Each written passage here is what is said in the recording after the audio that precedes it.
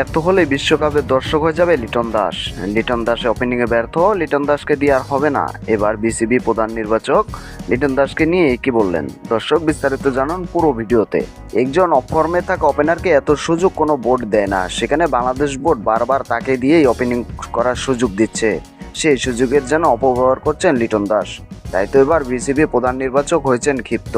এদিকে যুক্তরাষ্ট্রের হারমিত সিং বলেন, আমাদের হালকাভাবে নেওয়ার কোনো সুযোগ নেই। বাংলাদেশকে বাংলা ওয়াশ করার জন্য ইউএসএ দলকে আরো শক্তিশালী হওয়ার জন্য আহ্বান করেছেন। এখন এর পরের লড়াইটা হবে বাংলাদেশের মান সম্মান বাঁচানোর লড়াই। তবে সব সমস্যা পেরিয়ে আবারও জ্বলে উঠতে চায় বাংলা টাইগাররা। শেষ পর্যন্ত দলে থাকবে তো লিটন? প্রশ্নবিদ্ধ হতে হবে শান্তর ক্যাপ্টেন্সি নিয়েও। বিশ্বকাপের আগে এমন লজ্জার চুলকালি মাখতে চায় না বাংলাদেশ দল।